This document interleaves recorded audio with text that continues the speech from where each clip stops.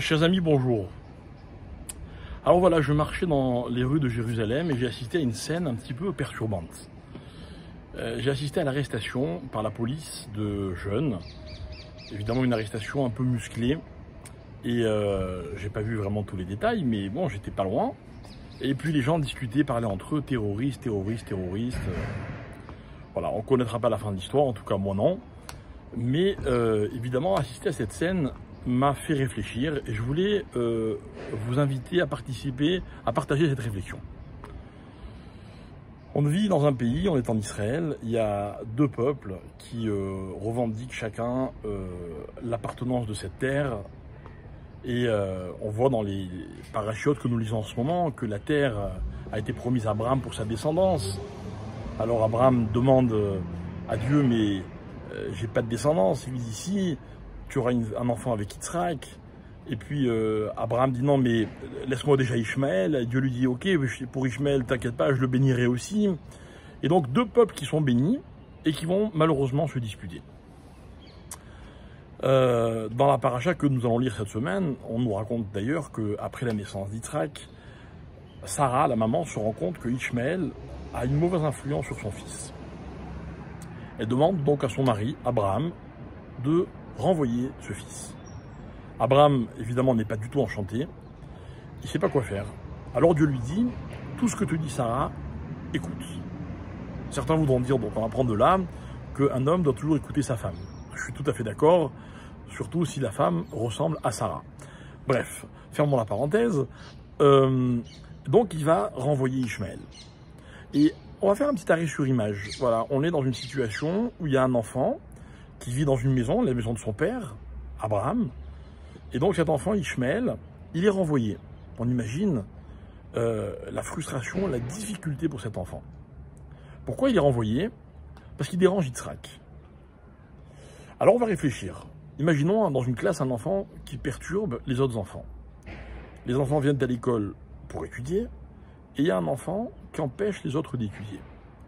On dit à cet enfant, puisque tu empêches les autres de faire ce qu'ils sont censés faire, on va te renvoyer. C'est dur, mais je crois que n'importe quel enfant peut comprendre que dans la mesure où il dérange les autres, il les empêche d'être ou de faire ce qu'ils sont censés être ou faire, c'est normal qu'on le renvoie. Personne ne doit empêcher l'autre d'être ce qu'il est. L'enfant est renvoyé de la classe, il est dans le couloir, et puis il entend les autres enfants qui continuent à travailler, mais au bout d'un moment, il entend la classe chahuter. Et il se rend compte qu'en fait tout le monde s'amuse.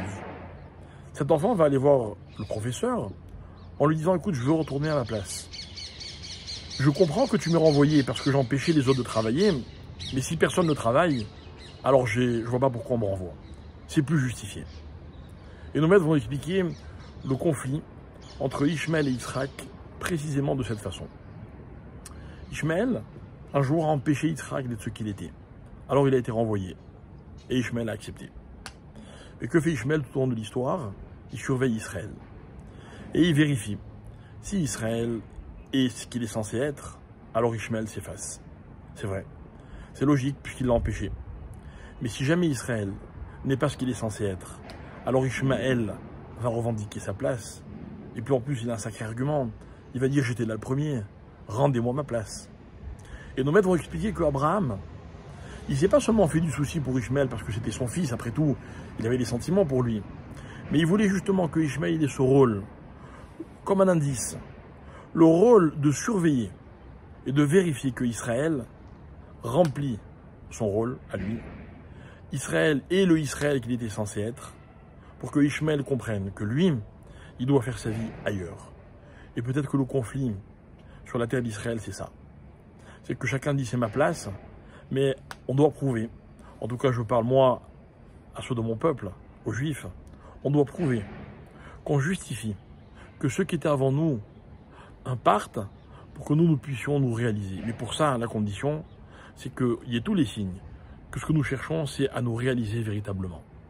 Alors fort de la Torah, de ses préceptes, de ses conseils, je crois qu'on a tous les moyens, tous les éléments, tous les outils pour pouvoir nous réaliser et être le Israël que Abraham attendait de ce fils Yitzhak. Et si on est à la hauteur, je suis sûr que plus personne, plus jamais, ne nous voudra du mal et ne cherchera à nous chasser de la place qui est véritablement la nôtre. Merci beaucoup.